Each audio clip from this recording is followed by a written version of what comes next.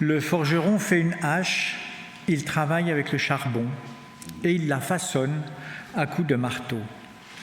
Il la forge d'un bras vigoureux. Mais a-t-il faim? Le voilà sans force. Ne boit-il pas d'eau? Le voilà épuisé. Le charpentier étend le cordeau, fait un tracé au crayon, façonne le bois avec un couteau et marque ses dimensions avec le compas. Et il produit une figure d'homme, une belle forme humaine, pour qu'elle habite dans une maison. Il se coupe des cèdres, il prend des rouvres et des chênes et fait un choix parmi les arbres de la forêt. Il plante des pins et la pluie les fait croître. Ces arbres servent à l'homme pour brûler. Il en prend et il se chauffe. Il émet aussi le feu pour cuire du pain, et il en fait également un dieu qu'il adore. Il en fait une idole, devant laquelle il se prosterne. Il brûle au feu la moitié de son bois. Avec cette moitié, il cuit de la viande, il apprête un rôti et se rassasie. Il se chauffe aussi et dit « Ha ha, je me chauffe, je vois la flamme ». Et avec le reste, il fait un dieu, son idole, il se prosterne devant elle. Il l'adore, il l'invoque et s'écrie « Sauve-moi, car tu es mon Dieu ». Ils n'ont ni intelligence ni entendement, car on leur a fermé les yeux pour qu'ils ne voient point et le cœur pour qu'ils ne comprennent point. Il ne rentre pas en lumière, il ne rentre pas en lui-même, et il n'a ni intelligence, ni le bon sens de dire « J'en ai brûlé une moitié au feu, j'ai cuit du pain sur les charbons, j'ai rôti de la viande et je l'ai mangée, et avec le reste, je ferai une abomination, je me prosternerai devant un morceau de bois. » Que Dieu bénisse la parole. Je vais vous demander quelque chose de spécial ce matin. J'aimerais que vous sortiez votre téléphone. Sortez votre téléphone. Montrez-moi vos téléphones. Montrez-le bien haut. Qui a un téléphone sur lui ce matin?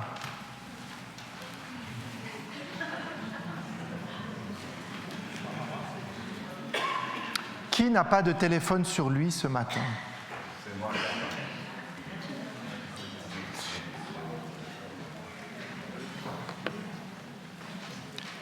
Quelle relation avons-nous avec cet instrument? Quel lien avons-nous avec cet outil que nous considérons bien plus souvent comme autre chose que ce qu'il a comme destination et comme objet? Vous êtes d'accord avec moi? Il y a quelques années, Elon Musk, que vous connaissez tous, en tout cas pas personnellement, mais quelqu'un dont on entend souvent parler, c'est l'une des figures les plus influentes de la technologie mondiale, affirmait sans détour que, et notez bien, il est fort probable que nous ne vivions plus dans la réalité, mais dans une simulation. Je répète pour que vous puissiez bien comprendre. Il est fort probable que nous ne vivions plus dans la réalité, mais dans une simulation. Voilà que Elon Musk, une des personnalités les plus influentes de notre temps, eh bien, dit que nous ne vivons plus dans la réalité, mais dans un jeu vidéo, dans une espèce de grande virtualité, et que probablement, alors il met quand même le probable, bon, et que tout ce que nous vivons n'est qu'une simulation. Voilà que celui qui s'ingénie à créer des mondes virtuels, eh bien, vit dans son monde virtuel. Voilà que le monde qu'il a créé est en train de devenir sa réalité. Alors nous, qui sommes bien assis dans le réel d'aujourd'hui, alors qu'il est 11h31, eh bien nous sommes bien aujourd'hui le 2 mai 2026. Et pourtant, certains pensent que la réalité dans laquelle nous sommes n'est plus la réalité. Que ce que nous vivons, finalement, n'est qu'une image d'une réalité et que nous sommes dans un monde virtuel. Nous ne sommes pas seulement, et vous l'en conviendrez aujourd'hui, mes amis, devant cette phrase qui est plus une boutade et venant de quelqu'un pour lequel on peut avoir le plus grand respect, et le but, ce n'est pas de juger la personne, mais de voir à quel point nous pouvons devenir ce que nous créons. Voilà que lui qui crée des mondes commence à penser que le monde qu'il crée est son monde à lui. Et que le monde qu'il crée finalement est un monde plus réel que la nature. Mais mes amis, il n'y a pas que Elon Musk peut-être pour penser ça. Peut-être que nous aussi, les mondes que nous créons ou la virtualité que nous imaginons nous dépassent. Peut-être que même parfois nous rentrons même dans les mondes que nous créons. Alors vous allez me dire, oui, mais nous, on ne peut pas créer, et pourtant, nous avons ce que nous appelons l'imagination. Et nous avons aussi plein d'outils autour de nous qui nous permettent de créer un monde et de penser que ce monde existe. Voilà que nous sommes pris dans un monde dans lequel, et nous l'aborderons aujourd'hui, dans lequel nous allons adorer ce que nous créons plutôt que d'adorer le Créateur. Et ça nous ramène évidemment à cette phrase de l'Exode, dans l'Exode 20 au verset 3, qui nous dit « Tu n'auras pas d'autre Dieu devant ma face ». Voilà que l'Éternel nous rappelle dès le départ, et il le rappelle aux enfants d'Israël, « Vous n'aurez pas d'autre Dieu ». Alors vous allez me dire « Oui, mais ça c'était pour le peuple d'Israël. Nous, des dieux, on n'en a pas, on n'en a qu'un seul ». En êtes-vous si sûr ? Êtes-vous convaincu aujourd'hui que vous n'avez pas d'autre Dieu que Dieu lui-même dans votre vie ? Pensez-vous que vous n'adorez qu'un seul Dieu qui est le Dieu créateur ? Ça va être l'objet de cette réflexion aujourd'hui qui va nous amener à réfléchir comment nous pouvons créer un Dieu, comment nous pouvons nous confier en ce Dieu pour lui demander notre sécurité, notre salut, et de voir à quel point cette création s'appelle de l'idolâtrie. Alors, mes amis, nous avons commencé la semaine passée, et c'était le premier volet d'une série que j'ai nommée « Les paradis virtuels », dans lequel nous avons vu les disciples sur le chemin d'Emmaüs. Nous avons vu 2 disciples qui marchaient à côté de Jésus, ou Jésus qui marchait à côté d'eux. Jésus leur parle, ils ne voient pas, ils ne comprennent pas, jusqu'au moment où il fait un geste, le geste de rompre le pain, et au moment où il rompt le pain, il disparaît. Et là, les disciples d'Emmaüs réalisent qui était Jésus. À partir de ce moment-là, ils commencent à comprendre qu'il faut faire chemin retour parce qu'ils s'étaient éloignés de Jérusalem, donc de la présence de Dieu, suivant un chemin qui était le chemin de leur pensée. En partant de Jérusalem, ils étaient convaincus qu'ils attendaient quelqu'un qui n'était pas celui qui allait venir. Ils étaient convaincus que Jésus n'était pas celui qui allait les rencontrer sur le chemin d'Emmaüs. Ils étaient prisonniers de leur propre certitude. Ou pour le dire autrement, ils étaient devenus les idoles de leurs pensées. Ils ont adoré leurs pensées plus que le Créateur lui-même. Alors ce matin, cette idolâtrie et cet aveuglement dont nous pouvons aussi être probablement, moi plus que vous, je ne sais pas, être dépendant et aveugle. Moi aussi, je peux créer des choses ou penser dans mes pensées, projeter des choses que je vais plus aimer que Dieu lui-même. Et la technologie va beaucoup nous aider dans ce sens-là. Alors, j'aimerais bien me faire comprendre ce matin. Je n'ai rien contre la technologie. La technologie est magnifique. La problématique, c'est la relation que nous pouvons avoir avec toute forme de technologie. Et la technologie n'est peut-être qu'un problème parmi d'autres. Parce que du temps de la parole de Dieu, la technologie n'existait pas. Et pourtant, et nous le verrons, eh bien, l'homme a su créer des idoles et la technologie vient encore renforcer cet élément-là. Encore une fois, la technologie n'est pas le problème. Le problème, c'est la relation de dépendance que nous pouvons avoir par rapport à cette idolâtrie, par rapport à cette technologie. Quelle est la relation que nous avons avec cet objet-là ? Sommes-nous capables d'avoir une relation saine avec ce qui est censé être un téléphone, mais qui nous sert bien plus d'autre chose qu'un téléphone ? Voilà qu'avec la technologie, nous sommes connectés au monde, mais avec les technologies, nous pouvons aussi en être totalement dépendants. L'idolâtrie, mes amis, c'est une tendance humaine, fondamentalement, que nous avons en nous, de créer des dieux à notre image, pour ne pas avoir à nous soumettre à Dieu lui-même. C'est une tentative de contrôle. Lorsque je prends ce téléphone pour ce qu'il n'est pas, il va me permettre de maîtriser mon temps, il va me permettre d'être le lieu de mes confidences, il va être le lieu de mes engagements, de mes réseaux, de mes contacts. Et je ne parle que du téléphone.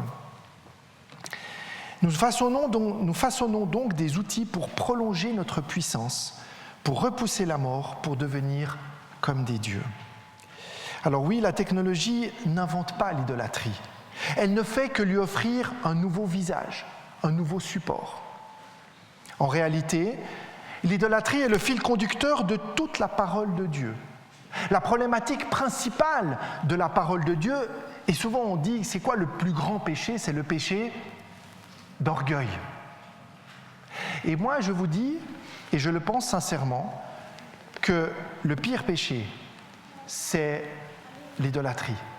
Parce que l'orgueil est une des conséquences ou en lien étroit avec l'idolâtrie. Le fait de penser que je n'ai pas besoin de Dieu, c'est de l'idolâtrie. De penser que quelque chose peut remplacer Dieu est aussi une forme d'idolâtrie. Alors oui, nous sommes des personnes idolâtres. Alors vous allez me dire, mais c'est un peu gonflé ce que tu nous dis là ce matin.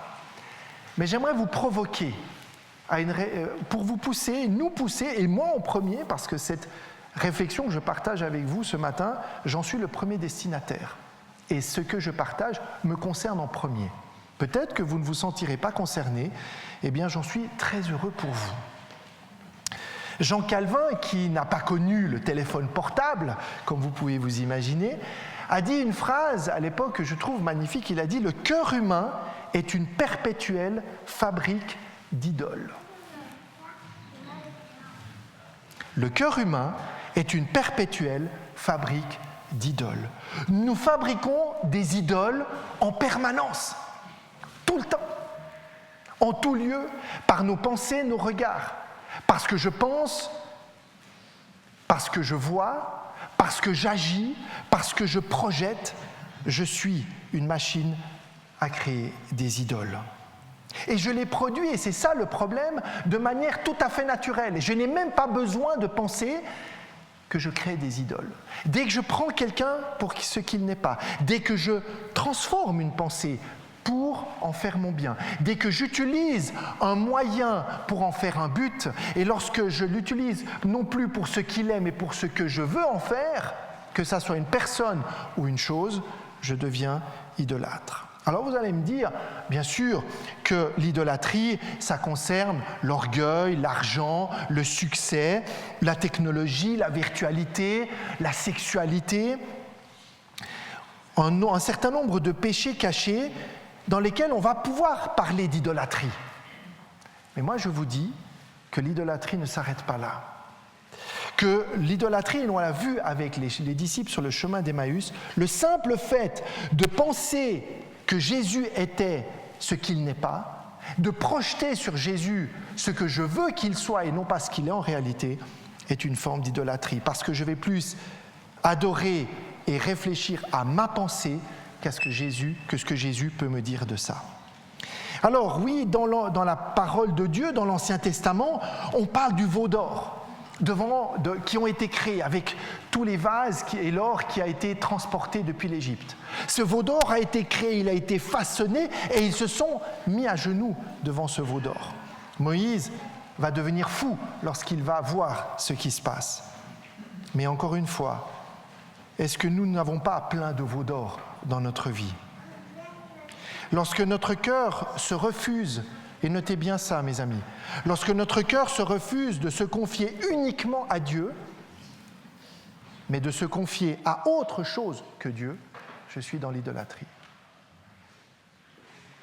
En quoi est-ce que je confie mon cœur ? Pour comprendre ce matin, pour cheminer à travers cette réflexion, nous allons prendre 2 textes. Alors vous me connaissez, j'aime bien prendre les textes bibliques, ils seront affichés. Merci d'ailleurs à la technique. Mais je vous invite à les regarder aussi dans la parole, si vous avez la parole de Dieu. Prenez-la, regardez-la et essayez de vous laisser inspirer par, non pas ce que je dis, mais ce que le texte nous dit. Le premier texte que je vais prendre avec vous, avant de prendre le texte d'Ésaïe 44 qui nous a été lu avant, c'est de prendre le premier texte de Paul aux Romains, le chapitre 1er. Alors le chapitre 1er, c'est un chapitre puissant. L'épître aux Romains est considérée comme une des épîtres les plus puissantes de Paul. C'est d'ailleurs la plus importante, pour ne pas dire la plus grande. Elle figure d'ailleurs juste après le livre des Actes. Et à partir du verset 18, le titre, quel titre avez-vous dans vos Bibles au-dessus du verset 18 ? Péché des païens. Alors quand on lit le texte comme ça, à première vue, eh bien, on parle de colère, on parle aussi, et souvent on voit dans ce texte-là quelque chose de très fort, c'est souvent le verset 24. Le verset 24 nous dit quoi ? C'est pourquoi, alors après avoir dit « La colère de Dieu se révèle du ciel contre toute impiété et toute injustice des hommes qui retiennent injustement la vérité captive ». Et au verset 24, il est dit « C'est pourquoi Dieu les a livrés à l'impureté selon les convoitises de leur cœur. » Alors souvent dans ce texte-là, quand on le lit, on va surtout parler des péchés sexuels. Voilà que Paul semble nous dire que, effectivement, ainsi ils déshonorent eux-mêmes leur propre corps, eux qui ont changé la vérité de Dieu en mensonge et qui ont adoré et servi la créature au lieu du Créateur qui est béni éternellement. Et après, il dit, voilà, c'est pourquoi Dieu les a livrés à des passions infâmes, car leurs femmes ont changé l'usage naturel en celui qui est contre nature, et de là même, les hommes, abandonnant l'usage naturel de la femme, se sont enflammés dans leurs désirs les uns pour les autres, commettant homme avec homme des choses infâmes et recevant en eux-mêmes le salaire que méritait leur égarement. Ça, c'est souvent ce qu'on retient dans cette partie de Romains 1. Parce qu'on pense que Paul va dénoncer les actes abominables qu'il décrit dans une sexualité pervertie. Et moi, je vous dis que ce texte-là ne parle pas d'abord de ça. Ce texte nous dit quelque chose de très important. Et si vous regardez bien, le début du texte dit « La colère de Dieu se révèle du ciel contre toute impiété et toute injustice des hommes qui retiennent injustement la vérité captive. » Voilà que nous, alors là en l'occurrence, elle se révèle contre des hommes, alors on parle des païens ici, mais je pense que nous pouvons totalement nous sentir concernés aussi, c'est que nous retenons une vérité que nous connaissons. Ou pour le dire autrement, nous ne la retenons plus, nous l'abandonnons. Et au verset 21, « Car ayant connu Dieu, ils ne l'ont pas glorifié, comme Dieu, et ne lui ont point rendu grâce. Mais, continue le texte, ils se sont égarés dans leurs pensées, et leur cœur, sans intelligence, a été plongé dans les ténèbres. » Le verset 22, « Se vantant d'être sages, ils sont devenus fous. » Et là, le plus important, « Et ils ont changé la gloire de Dieu incorruptible en image représentant l'homme corruptible, des oiseaux, des quadrupèdes et des reptiles. » Voilà que ce texte nous dit plusieurs choses. D'abord, et si on lit bien le texte, la première chose qui a conduit à la perte des hommes, c'est le fait de ne pas avoir glorifié Dieu. Ça, c'est le verset 21. Au moment où je cesse de glorifier Dieu, au moment où je cesse de lui rendre gloire, au moment où j'essaye en tout cas de rendre gloire, et même si je ne l'appelle pas comme ça, autre chose ou quelqu'un d'autre que Dieu, je détourne mon regard. Je perds la connexion avec le Créateur. Et c'est-à-dire qu'à partir de ce moment-là, eh bien, ce qui va découler de cette rupture de regard, eh bien, c'est l'égarement. Au moment où je perds la focale de ma gloire sur Dieu, je m'égare. Il y a donc un point de rupture. Celui qui reçoit l'intelligence, la créativité, la vie comme un dû, eh bien, n'est plus là pour reconnaître le Créateur, mais il reconnaît autre chose que le Créateur. Quand le cœur cesse de dire merci, eh bien, le cœur se vide. La deuxième chose que nous dit ce texte, c'est que, au moment où mon regard se détourne, eh bien, c'est l'égarement. Ou pour le dire autrement, c'est l'obscurcissement. D'ailleurs, le texte le dit, ils se sont égarés dans leurs pensées, leur cœur sans intelligence a été plongé dans les ténèbres. Voilà que le premier pas de l'idolâtrie, c'est au moment où je ne rends plus gloire à Dieu, que mes pensées s'égarent et que je pars dans les ténèbres. Et le texte, si vous réfléchissez bien, peut-être à des exemples que vous avez dans vos propres vies sur des choses qui ont pris plus d'importance que Dieu. Regardez le cheminement. J'ai arrêté de rendre gloire à Dieu dans tous les aspects de ma vie. Il y a des aspects dans lesquels je n'ai pas rendu gloire à Dieu. Que j'ai donné plus d'importance à cette chose ou à cette personne ou à cet événement qu'à Dieu lui-même. Mon esprit commence à partir, je m'égare, et les pensées qui vont découler de cet égarement ne sont jamais positives. Jamais. Parce que ces pensées, elles vont nous amener à être captivés par autre chose, et ce captiver par autre chose va m'amener probablement à avoir une relation qui n'est pas saine avec cette chose, cet événement ou ces personnes. Ça va occuper tout mon esprit, toutes mes pensées, et lorsque je ne serai pas là-dessus, je serai malheureux. Et la conséquence de ça, et Paul le dit, c'est la folie. Quand on refuse la lumière de Dieu, notre capacité à discerner le réel s'atrophie. On devient fou, c'est-à-dire incapable de voir la réalité telle qu'elle est. De penser que nous vivons non plus dans la réalité mais dans la virtualité est une folie. De penser que le monde dans lequel nous vivons aujourd'hui n'est plus réel, mais qu'il est irréel et virtuel, que nous vivons dans une espèce de grand jeu, est une folie, un égarement, et pour moi, une forme de ténèbres. Je ne suis plus en mesure de faire la distinction entre le Créateur et la créature. Et mes amis, l'idolâtrie n'est pas un accident moderne, c'est le sommet d'un processus de dégradation. Au moment où je cesse de rendre gloire à Dieu et de rendre grâce à Dieu dans tous les aspects de ma vie, de mes pensées, de mes actions, de ce que je regarde, de ce que j'entends, eh bien, je pars dans l'égarement et je finis dans les ténèbres. Alors évidemment, il va se passer quelque chose ici, et c'est le texte qui nous le dit. C'est le verset 23. Ils ont changé la gloire de Dieu en une image représentant l'homme corruptible, des oiseaux, des quadrupèdes et des reptiles. Voilà que la finalité de ce processus qui a commencé par tourner mon regard, être égaré, tomber dans la folie et l'obscurcissement, et à partir de ce moment-là, eh bien, je change la gloire de Dieu en quelque chose qui devient corruptible.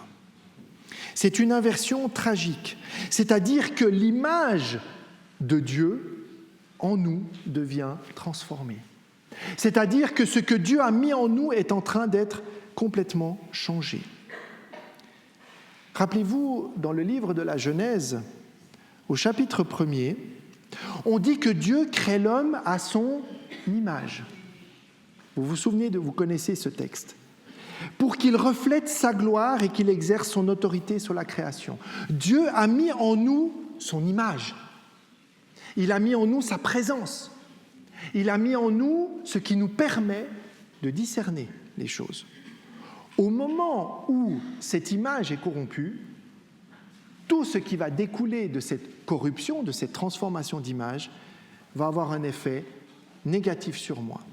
Et ça, c'est de l'idolâtrie, les amis. L'idolâtrie, c'est le miroir qui se retourne brutalement. L'homme est fait pour être un miroir tourné vers le ciel, reflétant la lumière divine sur la terre. Que fait l'homme ?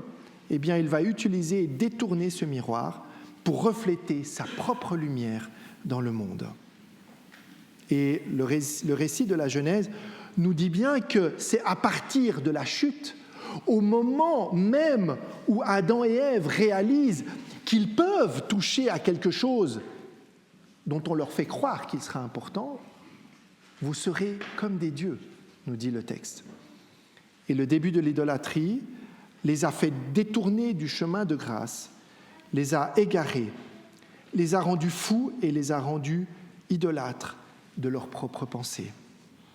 L'idolâtrie, c'est la manière dont l'homme entretient jalousement un cœur qui se met lui-même sur le trône à la place de Dieu, ou qui met ses pensées, ses actions, ou qu'il met l'autre, ou qu'il met un événement, ou qu'il met un objet sur le trône à la place de Dieu. Et l'homme ainsi essaye de régner sans Dieu. En adorant ce que nous créons, nous ne faisons que répéter l'échec d'Adam. Chaque fois que nous créons quelque chose, alors peut-être pas forcément de nos mains, mais de nos pensées, de nos paroles ou de nos actions, eh bien, nous ne faisons que répéter l'échec d'Adam et Ève. C'est l'homme qui refuse d'être l'image de Dieu, qui décide de devenir le Dieu de sa propre image. Devenir le Dieu de sa propre image. Alors vous allez me dire, oui, mais tout ça c'est très philosophique. Mais je vais vous donner un exemple, il n'est pas bon l'exemple, mais c'est juste pour illustrer. Et on aura l'occasion d'y revenir, notamment lors de la prochaine prédication. Prenons un exemple concret. Imaginez un jeune couple qui est en conflit. Le jeune couple, au lieu de prier, de réfléchir, de discuter ensemble et de confronter les points de vue, eh bien, l'un des deux va demander à une intelligence artificielle « Comment dois-je réagir ? Quelle est la meilleure chose à faire ?» Au lieu de demander conseil et de rester dans le dialogue, je vais demander à une machine de trouver une réponse. Ça, c'est de l'idolâtrie, mes amis. Parce que je vais attribuer, je vais donner à la machine un pouvoir qu'elle n'a pas. La machine n'a pas de pouvoir. Elle ne peut avoir le pouvoir sur nous-mêmes que si je lui donne ce pouvoir. À cet instant précis, je viens de commettre un acte idolâtre parce que j'ai échangé la sagesse de Dieu contre la sagesse de quelque chose qui n'est pas de Dieu. Et là, c'est de demander à la créature de lui donner la loi et d'adorer la créature au lieu d'adorer le Créateur. Ce texte de Romains nous amène à comprendre que finalement, il y a un processus. Et si nous réfléchissons bien dans nos vies, en tout cas, je vais prendre que la mienne, pour ne pas parler de vous, le processus, moi, je le connais très bien. À chaque fois que je détourne mon regard de Dieu et que mes pensées partent, parce que mes pensées, elles partent très facilement, je peux être facilement absorbé par quelque chose qui prend la place de Dieu. Alors évidemment, moi, le pasteur, je ne peux pas réagir comme ça. Ben oui. Et peut-être bien plus que vous ne le pensez. Parce que notre pensée, nous sommes des fabriques d'idoles. Nous sommes constamment dans nos pensées en train de détourner parce que c'est tellement, pense-t-on, agréable. Plus simple, plus logique, plus facile. Revenons maintenant à ce texte d'Ésaïe. Le texte d'Ésaïe, le prophète Ésaïe au chapitre 44, que Alain nous a lu. Regardez ce texte. Alors vous allez me dire, oui, mais ça c'était dans l'Ancien temps. Mais moi je vous dis que ce texte, il est d'une actualité absolument incroyable. Ceux qui fabriquent des idoles ne sont tous que vanité. verset 9 du chapitre 44 d'Ésaïe. C'est intéressant, on en partageait avec Nathalie. Dans la Nouvelle Français courant, il est dit que ceux qui fabriquent des idoles sont des nullités. Nous sommes donc des nullités. Ceux qui fabriquent des idoles ne sont tous que vanité. Le mot vanité ici, qui est utilisé dans la version hébraïque, c'est le mot tohu. Ça vous rappelle quelque chose, le mot tohu? Le tohu-bohu. C'est quoi le tohu-bohu? C'est la forme, c'était informe et vide. Eh bien, le mot tohu ici, c'est le mot qui a été traduit par vanité. C'est-à-dire le mot qui précise bien que ceux qui fabriquent des idoles ne sont en fait que néant. C'est-à-dire qu'en fait, que ce que nous créons est vide. Plus loin, il est mis au verset 10. Qu'est-ce qui fabrique un dieu ou font une idole pour n'en retirer aucune utilité? Le mot « fabriquer » ici est un mot très intéressant, qu'on retrouve d'abord aussi au verset 13, où il est dit « et il produit une figure d'homme ». Lorsque l'humain crée de ses mains quelque chose, il les fabrique comme une image, non pas de Dieu lui-même, mais de ce qu'il veut projeter dans cette image. Vous me suivez encore ou c'est très compliqué? Lorsque je crée de mes propres mains quelque chose, que ça soit dans mes pensées ou ici dans l'exemple d'Ésaïe, un morceau de bois auquel je vais attribuer quelque chose qu'il n'est pas, eh bien, je suis dans l'idolâtrie. Verset 15. Ces arbres servent à l'homme pour brûler et il en prend et il se chauffe. Il y met aussi le feu pour cuire du pain. Et il en fait également un dieu qu'il adore et il en fait une idole devant laquelle il se prosterne. Mes amis, lorsque vous utilisez l'intelligence artificielle, lorsque vous utilisez la technologie, quelle que soit la forme de technologie que vous utilisez, est-ce que vous l'utilisez toujours de manière idolâtre? Probablement pas. Parce qu'au départ, vous allez utiliser la technologie pour ce qu'elle est, comme le bois est fait pour brûler. Mais c'est lorsque vous allez transformer, lorsque nous allons transformer ce morceau de bois ou cette intelligence artificielle ou cette technologie pour en faire autre chose que du feu, c'est-à-dire pour nous prosterner devant, c'est-à-dire pour adorer ce qu'elle nous dit, ce qu'elle pense de nous, ce que nous allons lui confier, les conseils que nous allons lui demander, les orientations qu'elle voudra bien nous donner sur notre vie.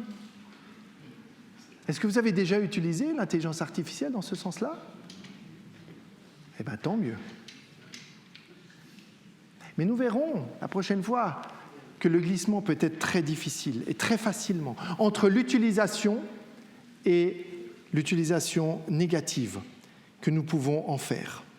Voilà que Ésaïe ici, eh bien, nous dit que nous pouvons transformer quelque chose pour un usage pour en faire un autre usage. Et Ésaïe va même un peu plus loin parce qu'il dit « Ils n'ont ni intelligence ni entendement, car on leur a fermé les yeux pour qu'ils ne voient point. Il ne rentre pas en lui-même, il n'a ni intelligence ni le bon sens de dire « J'en ai brûlé une moitié au feu, j'ai cuit du pain sur les charbons, j'ai rôti de la viande et je l'ai mangé, et le reste je ferai une abomination. Je me prosternerai devant un morceau de bois. » Et le verset 20 nous dit « Il se repaît de cendres, son cœur abusé l'égare. » Tiens, ça nous rappelle méchamment le texte de Romains. Voilà que lorsque nous sommes en train de détourner ce qui a été créé par Dieu pour une utilité, quelle que soit la chose que j'utilise, quelle que soit la personne, je peux idolâtrer une personne aussi. Ah, qu'est-ce qu'elle est bien cette personne, moi j'aimerais tellement être comme elle. Idolâtrie, les amis.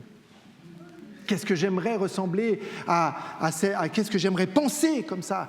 Qu'est-ce que j'aimerais aussi projeter sur l'autre, ce qu'il est?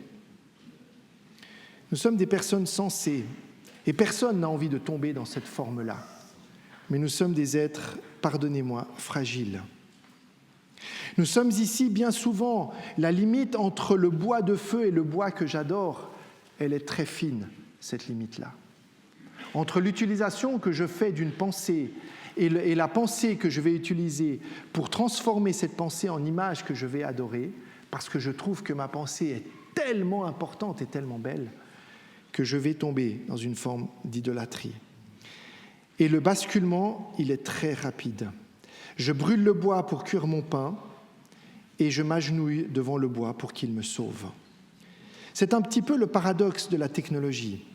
Je l'utilise parce qu'elle m'aide ou je l'utilise parce que j'attends d'elle qu'elle me guide et me sauve. Combien sont les personnes qui sont dépendantes d'un appel, qui sont dépendantes des réseaux sociaux, de ce que vivent les autres? Ne me dites pas que personne n'est dépendant de ça, je ne vous crois pas. Combien de temps passons-nous à regarder la vie des autres? Combien de temps passons-nous sur Instagram, TikTok et autres choses parce que nous pensons que la vie des autres est tellement mieux que la nôtre? Personne n'est concerné ici?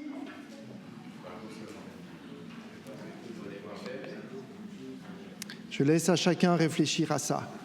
De penser que les autres sont idolâtres et moi pas, permettez-moi de vous dire que vous vous trompez vous-même. De prendre conscience que je suis un idolâtre potentiel et que je crée moi-même des idoles est un élément essentiel pour le cheminement. Parce que je prends conscience que quelque chose en moi est en train de se passer au moment où je détourne mon regard plein et entier sur le Créateur. Parce qu'au moment où je passe par un vide dans ma vie et que je vais essayer de remplir ce vide par autre chose que Dieu, je vais être dans l'idolâtrie. À chaque fois que je vais essayer de compenser ma frustration par autre chose que ma relation à Dieu, nous dit la parole de Dieu, eh bien, je me détourne du chemin. Alors vous allez me dire, ouais, c'est un peu lourd ce matin quand même. Oui, on n'est pas là pour toujours dire que des belles choses. Parce que la réalité de la parole de Dieu nous met devant cette réalité-là. Nous sommes appelés à être conscients qu'il faut briser quelque chose dans notre logique. Alors, ne me faites pas dire que ce matin, en sortant, vous allez tous jeter vos téléphones, ce que vous ne ferez pas d'ailleurs, de prendre vos ordinateurs et de les détruire, ce que je ne vous dis et que vous ne ferez certainement pas. C'est clair que le problème, ce n'est pas le bois et le feu. Ce n'est pas les codes informatiques, ce n'est pas les prompts que vous allez mettre sur ChatGPT, Claude ou autre intelligence artificielle. Il ne s'agit pas de détruire nos créations, mais de restaurer notre identité brisée. Parce que chaque fois que je détourne mon regard, chaque fois que j'essaie d'aller chercher en quelqu'un d'autre ou en quelque chose d'autre une réponse à ce qui est vide en moi, eh bien, je suis en train d'être détourné. Je me brise encore plus. La bonne nouvelle, mes amis, c'est que Dieu ne nous a pas abandonnés dans ce projet. C'est que Dieu, lui, il sait que nous sommes idolâtres. Il sait précisément, depuis la nuit des temps, que notre cœur est une fabrique d'idoles. Il sait aussi que nos pensées, corrompues par la chute, ont besoin tout le temps d'être stimulées par autre chose que par le Seigneur lui-même. L'apôtre Paul nous rappelle que Dieu a envoyé la véritable image pour réparer le miroir brisé. Et cette véritable image, c'est Jésus-Christ. Dans l'Épître aux Colossiens, au chapitre 1er, le verset 15, il est dit que Jésus-Christ est l'image du Dieu invisible, le premier-né de toute la création. Voilà que Dieu a créé une image. Et ce qui est intéressant, on n'aura pas le temps de ce matin, mais de voir que le mot « image », lorsqu'il est façonné par l'homme ou lorsqu'il est façonné par Dieu, c'est deux mots totalement différents. Jésus-Christ est l'image du Dieu invisible. Finalement, celui que je dois adorer dans mon cœur, le seul veau d'or que j'ai le droit d'adorer, c'est qui ? C'est Jésus-Christ. Le seul que j'ai le droit d'idolâtrer dans ma vie, c'est Jésus lui-même. Ça vous choque ? Il n'existe qu'une seule image véritable. Cette image n'est pas créée de nos mains, ni codée par nos algorithmes. Elle est éternelle et divine. Elle est divine parce que Jésus-Christ est la manifestation visible et parfaite du Dieu invisible. Ce Dieu qui n'était qu'une simple forme dans Ésaïe, une figure façonnée par des mains humaines, eh bien, qui n'était en fait qu'une imposture, qu'un mensonge, que l'ennemi de Dieu essaye de nous insuffler à chaque instant dans nos vies, eh bien, il nous est rappelé que Jésus-Christ est l'image parfaite que Dieu a mis dans le monde. Et cette image parfaite, c'est aussi celle qu'il a voulu mettre en nous au départ. Alors, comment est-ce que je peux restaurer cette image ? Comment est-ce que je peux faire que finalement, je redevienne cette image de Dieu dans le monde ? Comment est-ce que je peux revenir, non pas de façon parfaite, mais même avec mes imperfections, pour être cette image ? Eh bien, je pense que c'est de réaliser que c'est en cheminant avec Jésus, en regardant fixement à cette image-là, que je peux me laisser imprégner. À chaque fois que je vais détourner mon regard, ne serait-ce qu'un instant, je vais m'éloigner de ce qu'il peut transformer dans ma vie. Jésus n'est pas une image que nous sculptons, c'est le Verbe éternel qui parle et qui nous appelle. Jésus n'est pas un Dieu de bois qui ne voit pas, c'est le Dieu vivant qui nous regarde, nous connaît et nous aime. Jésus n'est pas une créature que nous utilisons, c'est le Créateur qui s'est fait lui-même serviteur pour se donner à nous. En lui, mes frères et sœurs, nous n'adorons pas une créature, mais le Créateur. À travers Jésus, qui chemine dans nos vies par la puissance de l'Esprit, nous savons que nous sommes cherchés et recherchés à chaque instant. Même quand nos regards se détournent, fixons nos regards sur Jésus lui-même.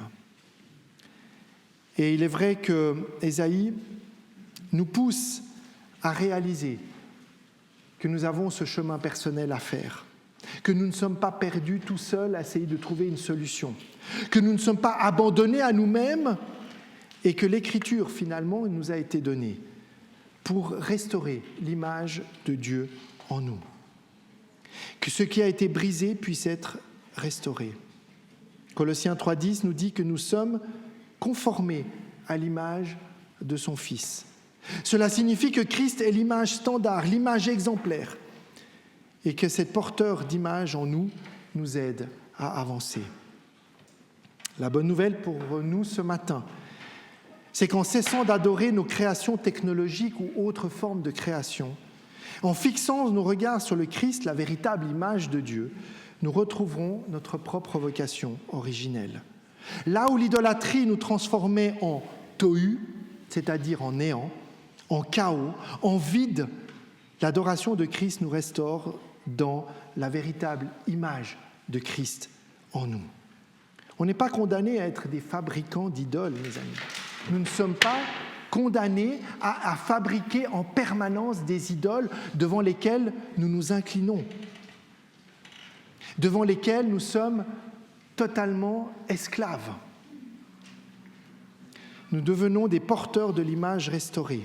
Et plus nous contemplons Jésus, moins nous avons besoin de fabriquer des dieux de substitution. Alors oui, c'est vrai que ChatGPT répond plus vite que Jésus souvent. Mais est-ce vraiment ce que nous attendons de Jésus, qu'il nous réponde en tout lieu et en tout temps ? Parce que son amour nous transforme de l'intérieur par une vérité qui est bien plus invisible et profonde que celle qui nous est donnée peut-être trop facilement. Ce matin, il était dit dans le texte d'Ésaïe que ceux qui s'adonnent à l'idolâtrie, eh bien, deviennent des cendres, ou pour le dire autrement, de la poussière. Nous sommes issus de la poussière et nous retournons à la poussière. Mais dans l'espace de vie que nous avons, eh bien, nous sommes appelés à renaître de cette poussière, si vous me passez l'expression, à renaître spirituellement de ces cendres pour porter l'image du Christ. Et le texte d'Un Corinthiens 15, le verset 49, nous le dit magistralement. Et de même que nous avons porté l'image de celui qui est fait de poussière, nous porterons aussi l'image du céleste. Qu'est-ce que nous voulons porter dans nos vies, les amis ? Est-ce que nous voulons porter l'image de la poussière Est-ce que nous voulons être les disciples du néant ou est-ce que nous voulons être les disciples de celui qui est l'image du Christ en nous? Alors vous allez me dire, bien sûr qu'on est tous d'accord avec ça, mais c'est un choix continuel que nous devons faire, tous les jours, à chaque instant, chaque fois que nos pensées s'égarent, chaque fois que nous cherchons ailleurs de la mauvaise manière, tournons nos regards vers celui qui peut nous sauver. Est-ce que nous sommes prêts à prendre cet engagement? Est-ce que nous sommes prêts à réaliser que oui, nous sommes potentiellement des fabriques d'idoles, que potentiellement nous sommes en permanence en train de chercher ailleurs une réponse qu'en Dieu lui-même?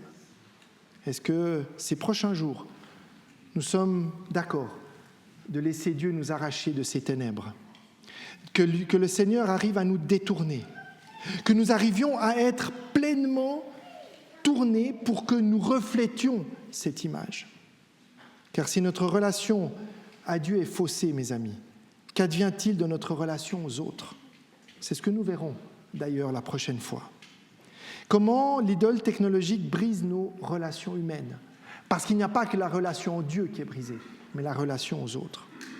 Eh bien, en attendant, ma prière, c'est que nous puissions tenir ferme, que nous puissions être conscients de notre état, que nous puissions aller chercher dans la vérité de celui qui est l'image parfaite du Dieu créateur et pas l'image que je projette sur lui et sur les autres. Amen.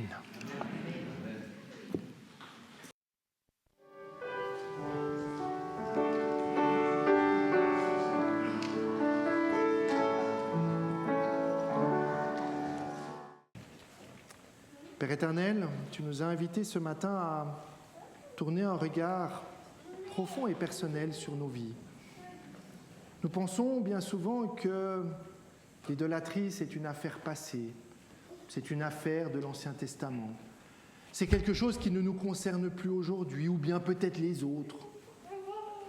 Mais est-ce que moi, j'ai quelque part, dans ma vie, dans mon cœur, des choses, des personnes, des objets ou des pensées qui prennent plus d'importance que toi, Seigneur? Est-ce que dans ma vie, j'ai des lieux dans lesquels, je souhaite que tu ne viennes pas, parce que ce lieu m'appartient, parce que ces pensées, ces objets, finalement, m'apportent quelque chose que toi, tu ne peux pas m'apporter. Que les relations, peut-être, que j'ai avec certaines choses, Seigneur, sont prioritaires. Que la vie des autres peut l'être. Que la technologie peut m'apporter. Que je vais trouver du réconfort, Seigneur, dans les bras de quelqu'un d'autre. J'entends spirituellement parlant.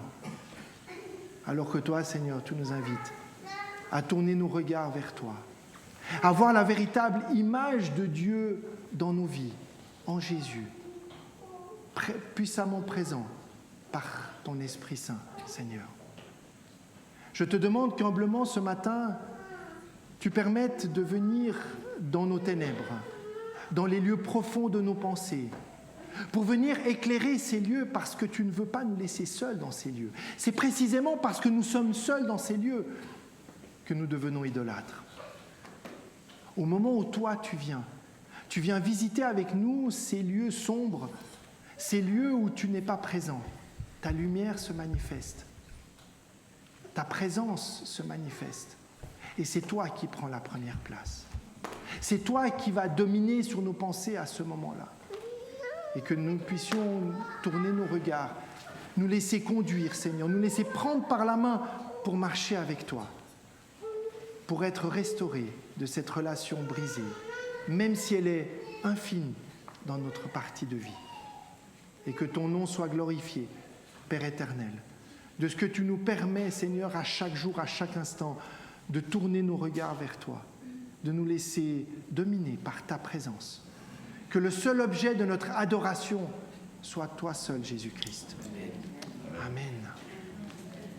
Et recevons ce matin cette bénédiction, qui est une première partie de la bénédiction, la deuxième sera chantée. Que le Dieu de paix vous sanctifie lui-même tout entier, et que tout votre esprit, l'âme et le corps soient conservés irréprochables lors de l'avènement de notre Seigneur Jésus-Christ. Celui qui vous a appelé est fidèle et c'est lui qui le fera. Je vous en conjure par le Seigneur, que ce qui est lu soit lu à tous, que la grâce de notre Seigneur Jésus-Christ soit avec chacune et chacun d'entre nous. Amen.